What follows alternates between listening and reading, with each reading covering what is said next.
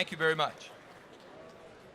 I'm very appreciative of everybody being here today, and I'd like to comment on how do we make this go? Sorry. That one. Forwards. Okay, great. Go back. Thank you. All right, sorry about that. There we go. So, Gencanna was formed a number of years ago. We really believe very strongly in our farming roots. We look around this room today and we see a whole massive amount of CBD resellers, people making nice branding and packaging, but there's not a lot of farmers. Do we have any farmers out here right now? Anybody in farming? One. Thank you. Thank you. Hemp is coming here soon. We're grateful for that. Understanding the proper chain of custody and proper compliance in the food products that we make is really important. So at Gencanna, we've made this confidence in our compliance the bedrock of our business. We started from virtually nothing in Kentucky 5 years ago, and now we have over 175 employees. We have a bunch of experience from the cannabis industry that has translated very well into the Kentucky agriculture strength, if you will. The former tobacco farmers in Kentucky have been absolutely amazing in terms of us being able to move our hemp forward. So, I don't know if you all are aware of the American hemp story, but there have been a lot of people, Mr. Jack Hare right at the top, who have been activists moving hemp forward for a great number of years. Hemp was grown all over America, but especially in Kentucky 100 years ago, 70 years ago, and then the prohibition happened, and it's been installed 5 years ago. For a lot of people, they think that Kentucky is a very strange place for the modern movement of hemp in the US and perhaps globally to have evolved. It's not, because it was grown in Kentucky previously.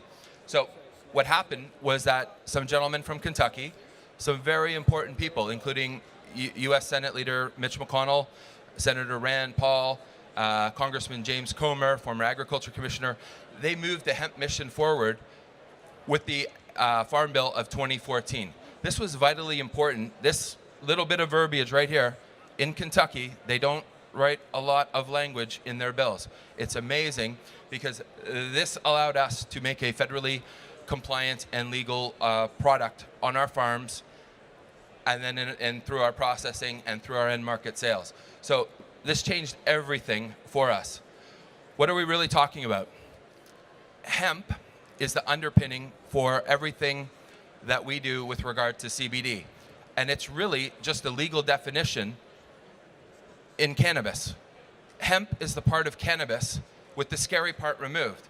The part that frightens legislators, law enforcement, regulators, parents, doctors, researchers, is the THC. We're not going to tell you that THC isn't helpful. It is, and it's very useful.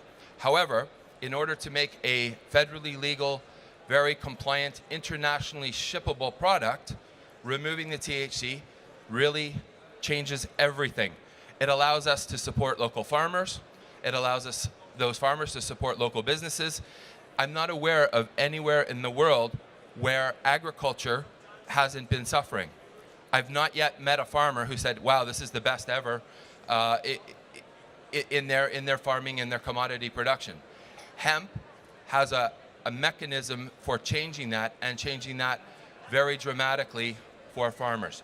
So, this is Mr. Gary Schell. Gary has been with us for 5 years. When we first met him and walked into his fields, his son wouldn't even get off his tractor and talk to us because of the taboo nature of hemp. Now he's an employee, one of our best, our very best people. So, sorry. Here's the whole point. This is a natural product. The CBD that is derived from hemp is a natural product. Why is it grown in warehouses or even in greenhouses? Why isn't it grown outdoors everywhere? This is the future, and it's going to come internationally in a massive way. It's easily done when you remove the THC. Corn, soybeans, other agricultural commodities and crops also do not contain THC. Hemp doesn't need to contain THC. In fact, we just announced about 4 weeks ago that we have a patentable new genetic with 0.0% THC. This is fundamentally important to farmers. Farmers do not want to grow crops that may not be compliant.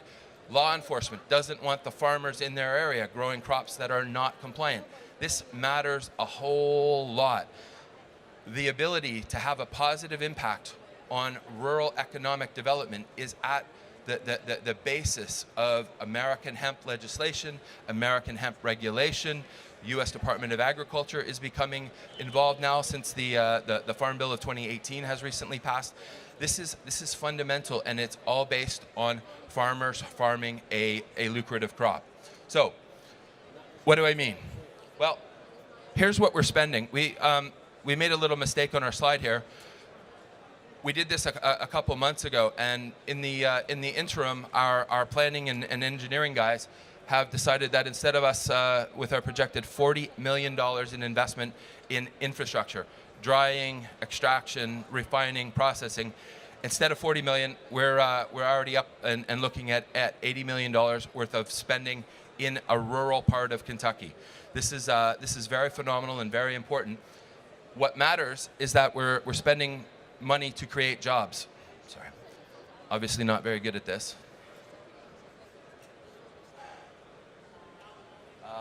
There we go. So the jobs are what really matters, and this underpins everything everybody is doing here and the path forward for the ease of the regulatory environment. If you can tie your business, your booth, you're selling your CBD back to farmers farming and rural communities doing better with more jobs, that makes all the difference in the world. I promise you, you can convince even the most conservative of politicians and regulators that this is a good thing. And this is what we're doing in Kentucky. We're one of many. The hemp army, if you will, is forming, and it's forming on the farm. It's coming, and it's going to be absolutely awesome when we get going. So, what does Gencanna do? We have a number of trusted farmers that we've worked with for a number of years. We have a lot more who want to join. We insist, if you're going to farm with us, you're going to use our genetics. We want compliance all the time. We want high CBD cultivars. It's not quite legal to use these in Europe or in UK at this point in time, but it's going to come because your regulators and your governments will want to catch up with what we're able to do in the US and other parts of the world very, very quickly. We provide our farmers with the recipe, with SOPs. We know that very few people have experience farming hemp. We understand that, and we will work with people who will work with us. So we provide our farmers with basically plants, instructions, guidance, assistance, nutritional supports. The great thing about hemp is there's no labeling for any fungicides, herbicides, or pesticides. We're forced to use organic growing techniques, and that is awesome. This is the way this is supposed to be, right? And farmers really want to learn how to treat the soil better, how to treat the plants better, so that their end crop is much better. So we're even to the point in the United States now where crop insurance is coming. The US government is mandated to provide crop insurance for hemp farmers over the next couple years. This is going to change everything. Prices are going to come down pretty substantially into the future because of the commoditization of hemp and CBD production from hemp. So,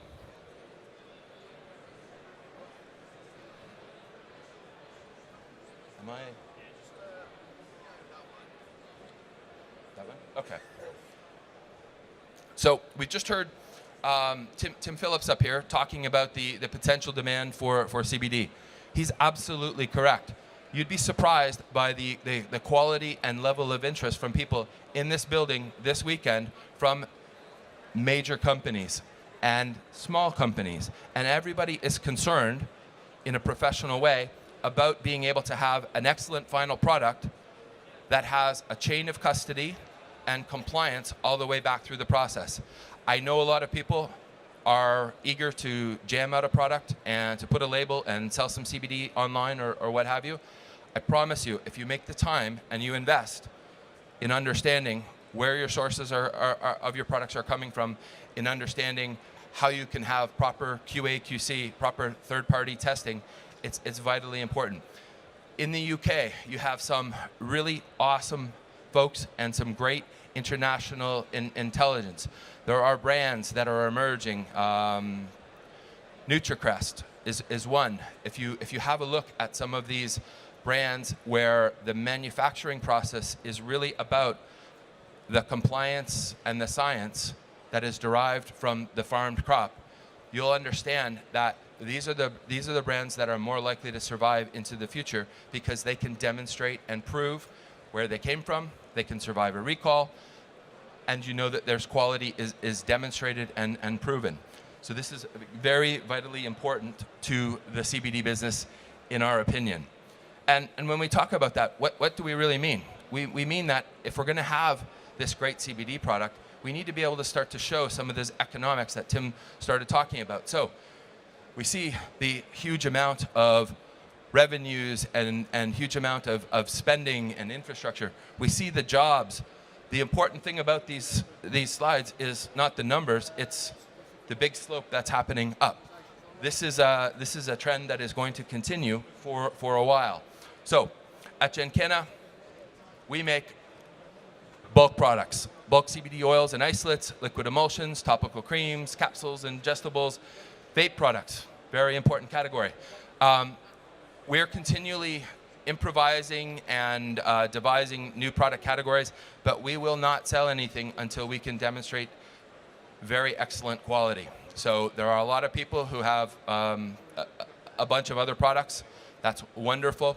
We promise that if we're going to sell anything, it's going to be very excellent and of the very best quality. What does that mean for the future? It means that from our perspective at Gencanna, we're just getting started. I think Derek was up here about 45 minutes ago talking about this being the very, very beginning of CBD and hemp. He's actually correct. And because it's the very beginning, it's messy.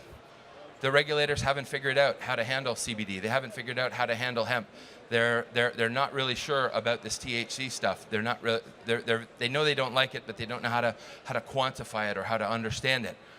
We're very certain at Gencanna that if we can help our farmers farm and we can provide them with compliant genetics that make their job easier, that allow law enforcement to have great confidence in their crop, this is all that matters. So last year in Kentucky, we farmed almost 1,000 acres with no fences. We're not at all concerned if someone wants to come and do an early harvest, because if they grab our hemp and they decide, as some young people do, they decide that they want to smoke it or something, it's not that great. Our products and our farming commodity isn't meant for a smokable flower product. It's meant to be processed and refined so that we can provide some isolation and provide far better definition of the other minor cannabinoids. So we're here talking about CBD. Everybody's talking about CBD here.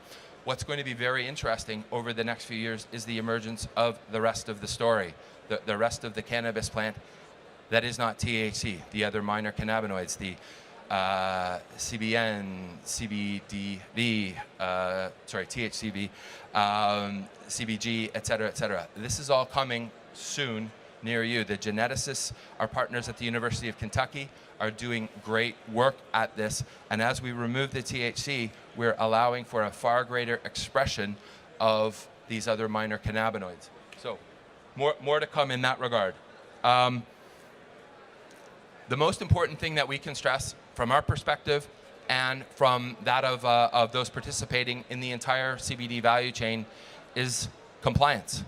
Nobody likes more rules. Nobody likes more regulations. But thank heaven for them, because that's our business and that's our industry. And if you're going to be a long-term player in the CBD space, I would encourage you to get very familiar with strict compliance as soon as possible. It's just easier to play by the rules. It's also a point in time where we can have communications about how those rules are drafted and how they're implemented. It's very important that everyone concerned in the value space, or value chain right now, has a voice and gets out and talks about compliance and talks about the need for some regulatory framework so that law enforcement, legislators, regulators get very comfortable with what is hemp, what is CBD, how do we describe it and quantify it. It's awesome now that we have regulators and law enforcement and analytical chemists who can describe what proper CBD is, what is pure CBD, what is a mixture. These things and these definitions didn't really exist years ago. Very, very significant that we develop and evolve these standards over time. So, what do I mean? I mean that your labels on your products need to have a good number of these symbols as you move forward. GMP, kosher, gluten-free, BRC, British Retail Consortium. That may be the most important label up there, or certification, because it brings with this things like Global Food Safety Initiative, the ability to comply with the very highest of standards is going to differentiate your product. I would encourage you, when you source your materials, to ask people what their certifications are, and then ask them to prove those certifications. Don't show me a piece of paper, show me the audit trail. Show me that it really works. If you're not able to get information like this with a bunch of those symbols from your supplier, you need to seriously consider where you're getting your material, and you need to consider where they're getting it from. With all due respect to a lot of imported CBD from all over the world, you don't really know where it's from. You don't really know what it might have in it. If it's 98%, what's the other 2%? It's vitally important if you're going to make a healthy food product for people.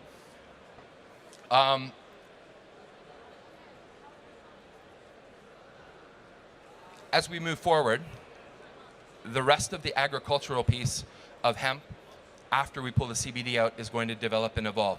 This is vitally important, and this, again, talks about compliance. When you make an extraction, you leave a whole bunch of wonderful biomass behind. This biomass is very likely to become an animal food stock in the next while. It's very significant because there are massive amounts of hemp that have a lot of food, a lot of protein, and a lot of fiber. Very interestingly, in the US, the feed regulators are more concerned about what a cow might ingest than what most humans ingest, at least at this point. So coming very soon, we will see that the FDA and the Animal Food AFCO will start to approve some studies, some pilot programs in animal feeds. This is very significant for your chickens, your pork, and your beef. This also allows all of the plant to be properly used. Everybody in the hemp industry talks about using all the plant and all of its wonderful uses. It's finally starting to happen. So we're grateful for that. So let's just talk about this. Hemp, in our opinion, is all of cannabis. What we mean is that we can do everything with hemp and products derived from hemp that anyone in the marijuana space can do. It's not that hard. We removed the THC to keep everything compliant and everyone happy, because it's just easier to make a large commodity product that we call food. But we know that as we move forward, the farmers are going to dominate. We know that we are growing cannabis outdoors. It's very significant and very important that farmers are central to the growth of the hemp and CBD and other cannabinoid industries as we evolve. The fact that farmers can have a very significant farming income from hemp and cannabis. One day soon, we're going to call this outdoor cannabis. Just doesn't have the THC in it. This all really matters. So we at Gencanna, for ourselves in the industry, feel like we're just getting started. I could try that, but I'm not going to do very well. I would encourage everyone to focus on the entire world. The Americans, in my opinion, have the lead in hemp production. I think Kentucky has the lead in America in compliant, federally legal hemp and hemp-derived products, but it's not going to last for long. The South Americans are coming, the Asians are producing, the Europeans are producing, So the whole world is going to grow and going to change over the next little while. So I would just encourage everyone to use your voice, talk about compliant products, talk about quality, and do whatever you can in order to grow this hemp and CBD market for all of us. So with that, I'm done. Oh yeah, any questions? Any thoughts, or anybody have any questions? Any questions? I thought it was personally very encouraging, Steve, when you talked about compliance and you put the symbols up there, the amount of cameras that came out in the audience to actually take pictures of those, because I think you made a very good point about compliance being critical for us moving forward in this industry. And we keep with this has been the common theme. You'll hear me go on about this all day. The common theme that has happened throughout the whole of this expo is we've been talking about compliance and regulation, and we've also been talking about us being the stewards of our own industry. Has anybody got any questions for Steve? Yes, sir.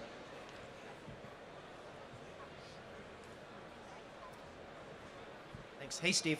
You talked about the compliance of the plant. What about the machinery that you're using to extract everything and put everything through? That's a great question, and it's not something really that the regulatory structures anywhere have contemplated yet. Where and how do you make an extraction? How and who checks the machinery? Who checks the machines for formulation?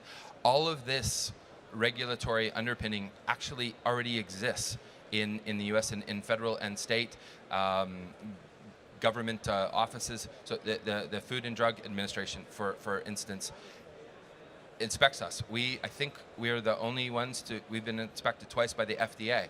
So there is a growing move to do this. We saw the CGMP slide or label up there. This is vitally important. It means that you've got good manufacturing processes and that you understand how and where errors and quality problems might happen. So for instance, at Gencanna, we take something like 200 lab samples every day from different parts of our production process. Most of that is in terms of our product manufacturing, so our bulk isolates, our liquid emulsions, our final products for customers. We test it internally an incredible amount of times, and then we test it externally. So the third-party verification of internal results is vitally important. Gord, I hope that answered it. Thank you. Has anybody got any further questions?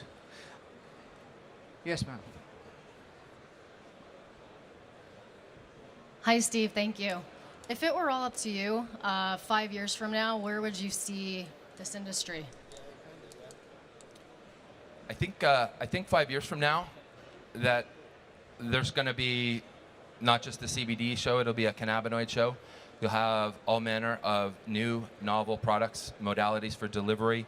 Right now, the simple tincture is 50% of the market. It's not going to be that way forever.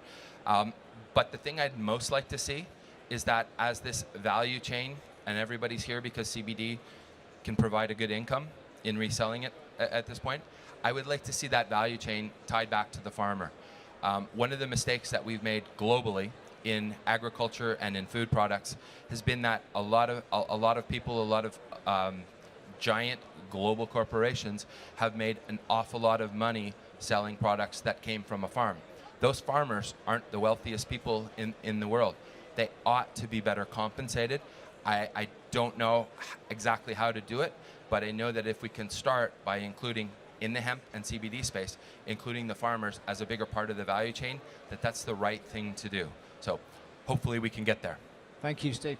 I'd just like to say on behalf of the organisers, because I know that Gencanna has been our platinum sponsor, and thank you very much for your support for us for this show, so thank you very much. Thank you.